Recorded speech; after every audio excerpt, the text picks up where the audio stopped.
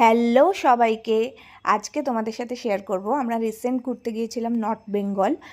তো সেইখানেরই কিছু কিছু ভিডিও আমি পার্ট বাই পার্ট তোমাদের সাথে শেয়ার করব। আর ব্লগটা সেভাবে করব মানে সেই মন মানসিকতা ছিল না, কারণ আমাদের যাওয়াটাই ঠিক ছিল না।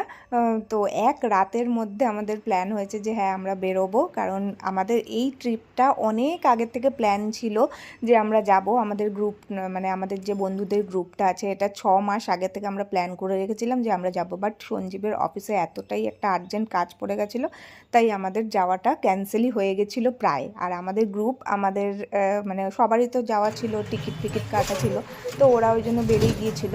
আর আমরা তার দুদিন পরে ওদের সাথে গিয়ে জয়েন করেছিলাম।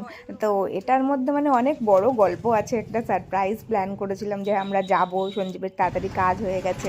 হ্যাঁ, তো অনেকটা গল্প আছে, সেগুলো বলবো তোমাদেরকে। তো যাই হোক, আমরা তা বেরিয়েছিলাম 15th of March।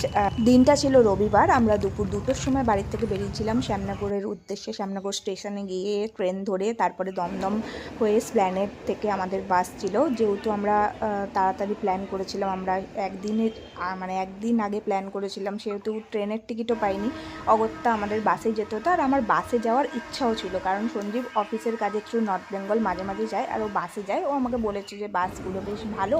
তা আমি বলেছিলাম যে ট্রেনে তো অনেকবারই যাওয়া হয়, বাসে আমরা যাই না, এবার তাহলে বাসে গিয়ে দেখবো। স্প্ল্যানেড থেকে আমাদের বাস ছিল বিকেল 5টায়। আমরা 4:30টার মধ্যে ওখানে পৌঁছে গিয়েছিলাম।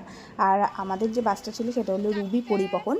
আর বাসটা মোটামুটি ঠিকঠাকই ছিল, খুব ভালো বলবো না, কারণ এখানে টয়লেটটা, বাসের ভেতরে যে টয়লেটটা ছিল ওটা একটু অপরিষ্কার ছিল, তো ওই জন্য আমাকে ডিসঅ্যাপয়েন্ট করেছে।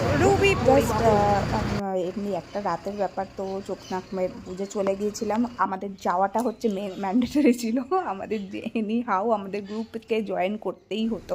আর আমাদের যাওয়াটা যে ফাইনালি হচ্ছিল, আমরা যে সত্যিই ওখানে যাচ্ছিলাম, এটা আমাদের যে গ্রুপের 15 জন মেম্বার, তার মধ্যে মাত্র একজনই জানতো যে আমরা ওখানে যাচ্ছি। মানে আমরা ফোন করে আগের দিন রাত্রেবেলায় বলেছি যে তুমি কাউকে বলো না গ্রুপের, আমরা কিন্তু ওখানেই যাচ্ছি।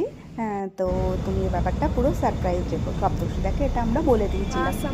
আমাদের কথা মতোই দাদা কাজ করেছিল, গ্রুপে কাউকে জানতে দেয়নি। বাট আমাদের বাসটা এতটাই ঝুলিয়ে দিয়েছিল, তো আমাদের বাসটা 14 ঘন্টায় পৌঁছানোর জায়গায় 18 ঘন্টা টাইম নিয়েছিল। আমাদের পরের দিন দাওয়াই পানি যাওয়া ছিল, তো ওই জন্য তাড়াতাড়ি বেরোতে হতো মূর্তি থেকে সকালবেলা। তো ওই জন্য বেশিক্ষণ আর এটা চেপে রাখা যায়নি। সকালবেলা সপ্তর্ষিদা সবাইকে বলে দিচ্ছে, মানে আমরাই বলেছিলাম যে বলে দাও আমাদের জন্য একটু ওয়েট করুক। তো আর এদিকে বাস আমাদের ছাড়তেও লেট করেছিল প্রায় 1.5 ঘন্টা মতো।